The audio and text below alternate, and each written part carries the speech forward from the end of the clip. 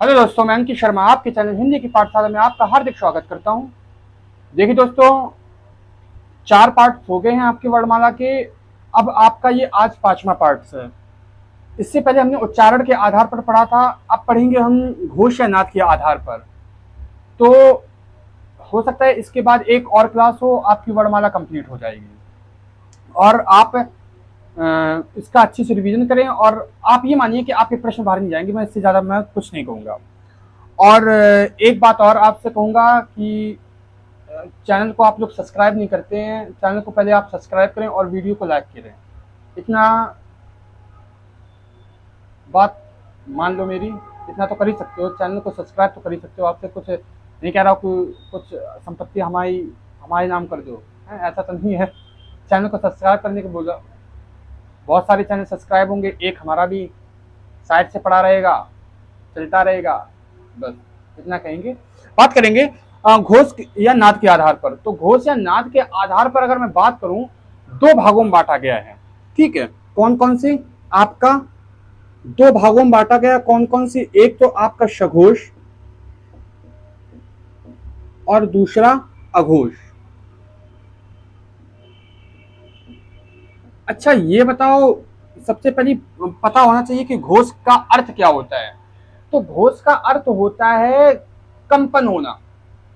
क्या अर्थ होता है? कंपन होना। जब आपकी स्वर यंत्रियों में कंपन होने लगे, जब आप स्वर यंत्रियों को बोलें या स्वर यंत्रियों के मतलब जब आप वर्णों का उच्चारण करें तो आपकी स्वर यंत्रियों में कंपन होने लगे, वो आपका अर्थ होता है घोष।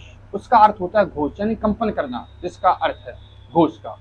ठीक है, अब 2 भागों में बांटा गया, कौन कौन से? एक तो आपका सघोष हो जाएगा, दूसरा अघोष हो जाएगा। सघोष कौन है? सघोष यानी आपका ये होगा सह धन घोष। ठीक है, जहां पर आप जिन वर्णों का उच्चारण करें और उन पर आपकी स्वर यंत्रियों में कंपन हो, घोष हो, उनको हम क्या बोलेंगे? सघोष। तो हेड ना दो, सबसे पहली सघोष। ठीक है, तो सघोष में हम क्या करेंगे? सघोष यानी आपके सघोष क्या है? प्रत्येक वर्ग का तीसरा, चौथा, पांचवा अक्षर। ठीक है, सघोष क्या है? तीसरा, चौथा और पांचवा अक्षर, ये आपके किसके अंतर्गत आएंगे? सघोष के अंतर्गत आएंगे। प्रत्येक वर्ग का तीसरा, चौथा, पांचवा अक्षर किसके अंतर्गत आएगा? सघोष के अंतर्गत आएंगे। इसके बाद आपके या, रा, ला, वा। ठीक है, या, रा, ला, वा और हा, ये आपका किसके अंतर्गत चला आएगा? सघोष के अंतर्गत। आप बोलोगे या, रा, ला, वा, हा, आप बोले यहां कंपन हो रहा है, इसी का अर्थ होता है क्या? सघोष यानी घोष। प्रत्येक वर्ग का तीसरा, चौथा अक्षर। हाँ जी, प्रत्येक वर्ग का तीसरा, चौथा अक्षर का मतलब मैं अगर बोलूं, जैसे का कबूतर, खा करो, गा गमला, बोलोगे कंपन होगा। घा घड़ी, इंगिया खाली, कंपन होगा। तो यही घोष हो रहा है। क्या हो जाएगा? घोष यानी स्वर यंत्रियों में कंपन, आपका क्या हो जाएगा? घोष। ठीक है, अभी दूसरी हेड में आ जाएंगे, सघोष के बाद अघोष। अघोष, अघोष क्या होता है? अगर मैं अघोष की बात करूं तो आपका प्रत्येक वर्ग का पहला, दूसरा अक्षर क्या होगा? प्रत्येक वर्ग का पहला, दूसरा अक्षर, और वो भी क्या? प्रत्येक वर्ग का, प्रत्येक वर्ग का पहला, दूसरा अक्षर क्या होगा? अघोष हो जाएगा। क्या हो जाएगा? अघोष हो जाएगा। ठीक है, हाँ। अब इसकी मैं बात करूं, जैसे जिसमें घोष उत्पन्न ना हो, वो क्या कहेंगे? अघोष। अब मैं यहां पर लिखता हूं कुछ चीज, समझ में और अच्छे से आएंगे। जैसे मैं लिखूं का कबूतर, खा खरगोश, गा गमला, गा घड़ी, इंगा खाली, चा चम्मच, छा छाता, जा जहाज, झा झंडा, सूर्य।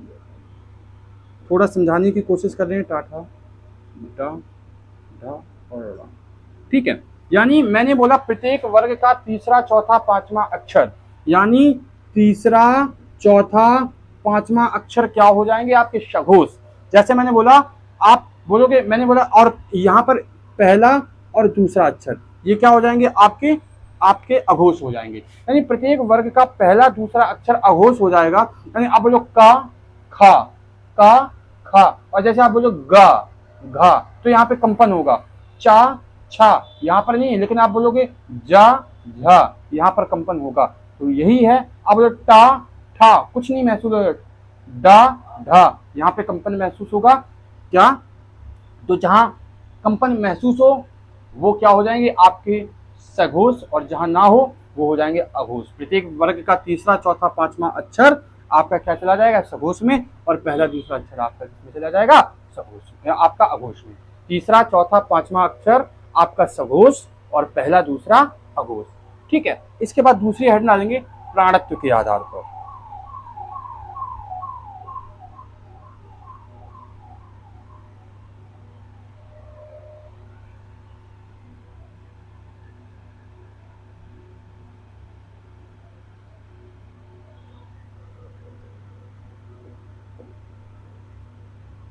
प्राणत्व के आधार पर। अच्छा, प्राणत्व के आधार पर क्या होता है? प्राणत्व का अर्थ होता है वायु से। प्राण का अर्थ किससे होगा? वायु से। भाई शरीर में क्या है? प्राण। प्राण किसको बोलेंगे? वायु। जिस दिन सांसें बंद हो जाएंगे उस दिन श्री गोविंदाय नमो नमः। तो प्राण का अर्थ क्या होगा? वायु से। तो इसको भी दो भागों में बांटा गया है। कौन कौन से? दो भेद है इसके। कौन कौन से हो जाएंगे? आपका अल्प प्राण और दूसरा आपका महाप्राण। अच्छा, अल्प प्राण क्या होता है, महाप्राण क्या होता है? जिन वर्णों के उच्चारण करने पर वायु कम मात्रा में निकले वो अल्प प्राण, और जिन वर्णों के उच्चारण में वायु अधिक मात्रा में निकले वो क्या हो जाएगा? महाप्राण। वायु कम मात्रा में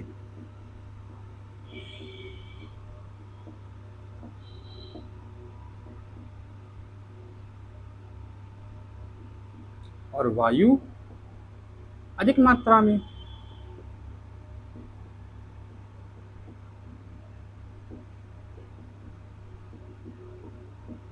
अधिक मात्रा में। ठीक है। तो हेड में आ जाएंगे सबसे पहले अल्प प्राण।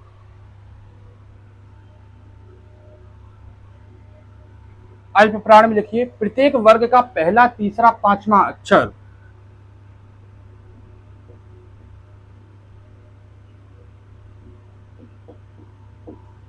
क्या है? तो जिन वर्णों के उच्चारण में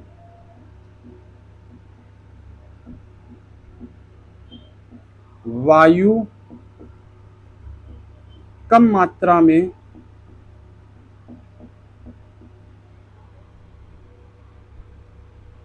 उत्सर्जन हो,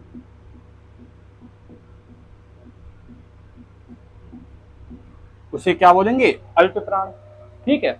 अब क्या है? प्रत्येक वर्ग का पहला, तीसरा, पांचवा अक्षर। प्रत्येक वर्ग का पहला, तीसरा, पांचवा अक्षर क्या होगा? अक्षर आपके क्या होंगे? अल्प प्राण। प्रत्येक वर्ग का पहला, तीसरा, पांचवा अक्षर आपका किसमें चला जाएगा? अल्प प्राण में। ठीक है। अब दूसरी हेड में देंगे महाप्राण।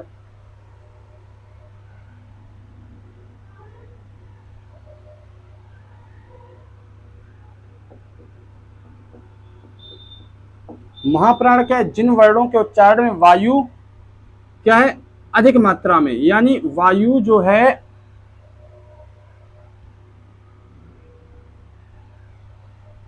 अल्प प्राण की अपेक्षा, अल्प नहीं है, प्राण की अपेक्षा अधिक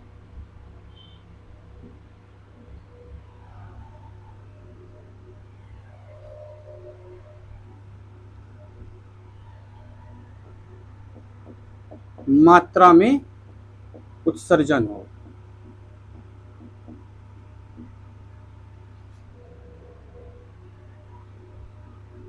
यानी हो या निकले, ठीक है, उसे क्या बोलेंगे? महाप्राण। क्या बोलेंगे? महाप्राण। ठीक है, यहां तक कोई दिक्कत तो बताओ?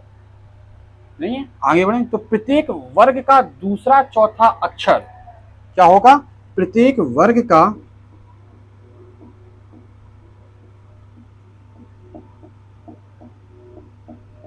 दूसरा चौथा अक्षर आपके किसके अंतर्गत जाएंगे? महाप्राण के अंतर्गत जाएंगे। किसके अंतर्गत जाएंगे? महाप्राण के अंतर्गत जाएंगे। इसके बाद हेड डालेंगे जीव के आधार पर वर्णों का वर्गीकरण।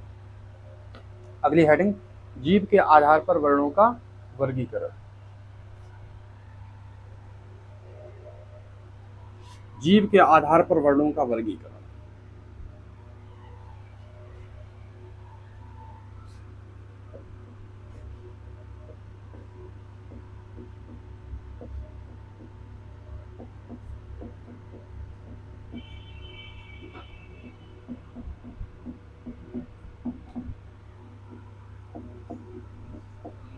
अच्छा, जीव के आधार पर वर्णों का वर्गीकरण क्या है?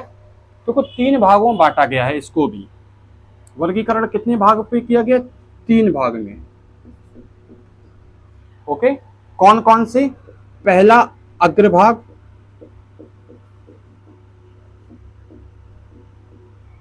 दूसरा मध्य भाग, तीसरा आपका जो है पश्चिम भाग। ये 3 भागों में किया गया। क्वेश्चन बनेगा, बताइए जीव के आधार पर वर्णों का वर्गीकरण कितने भागों में किया गया? तो 3 भागों में किया गया, अग्रभाग, मध्य भाग और पश्चिम भाग। ठीक है, अब मैं बात करूं अगर अग्र, मध्य और पश्चिम की, ये तो हो गया। अब ये होते क्या है तो मैं बता दूं कि जिन, अब पहले हेड में लेंगे अग्रभाग। ठीक है, अग्रभाग। अग्रभाग क्या है? जिन वर्णों का उच्चारण करने पर जीव के आगे का भाग उठे उसको क्या बोलेंगे? अग्रभाग। ठीक है, तो जैसे मैं बोलूं आपकी छोटी ई, बड़ी ई, ए और ए इसके अंतर्गत आएंगे। ये कौन से हो जाएंगे? अग्रभाग के अंतर्गत। मैं मध्य भाग की बात करूं, दूसरा मध्य भाग, मध्य भाग हो जाएगा छोटा आ। और मैं पश्चिम भाग की बात करूं, तीसरा, मैं पश्चिम भाग की बात करूं तो आपकी बची कौन है? बड़ा आ, ओ, औ, उ, बड़ा ऊ। ठीक है, बड़ा आ, ओ, औ, सॉरी, और छोटा ऊ, बड़ा ऊ। यानी अग्रभाग आप बोलोगे जीव की ई, जीव के आगे ए, आई, जीव के आगे का भाग उठेगा। मध्य भाग, जब जीव का कोई भी भाग ना उठे, जैसे आ तो क्या है? आपका मध्य भाग। पश्चिम भाग, जब जीव के पीछे का आ, ओ, औ, उ, औरत बोलोगे तो पीछे का भाग उठेगा। ओखली, पीछे का भाग उठेगा। उल्लू, ऊ ने पीछे का भाग उठेगा।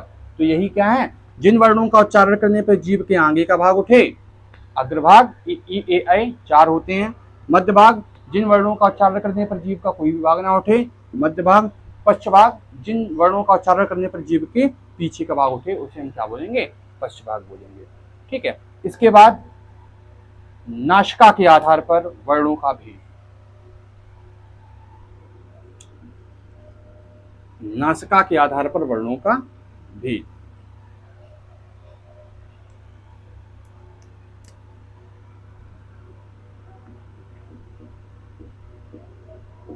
नासिका के आधार पर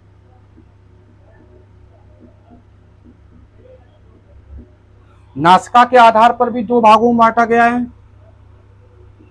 2 भेद हैं इसके। कौन कौन से? एक तो होगा अनुनासिक,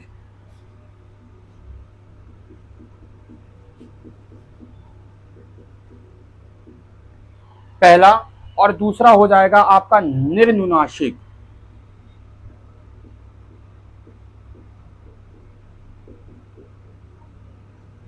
ठीक है, अनुनासिक और निर्नुनासिक।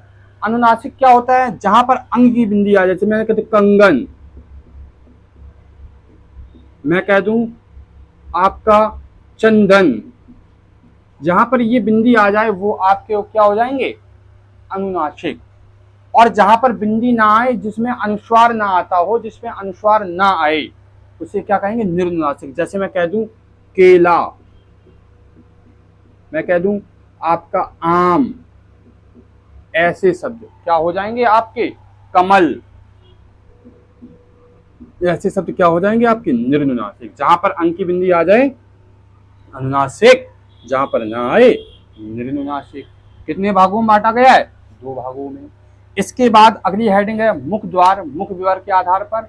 इसको हम आपका कल करवा देंगे और कल ये आपका खत्म हो जाएगा वर्णमाला। तो अगर आपको हमारी वीडियो अच्छी लगी हो तो हमारे वीडियो को लाइक करो, चैनल को सब्सक्राइब करो, लेकिन करो जरूर, कुछ ना कुछ तो करो। क्या करते हो नहीं आप लोग, मेहनत करते हैं, कर दिया करो, बस यही कहेंगे आपसे। चैनल को सब्सक्राइब, वीडियो को लाइक। धन्यवाद, बाय बाय, टाटा।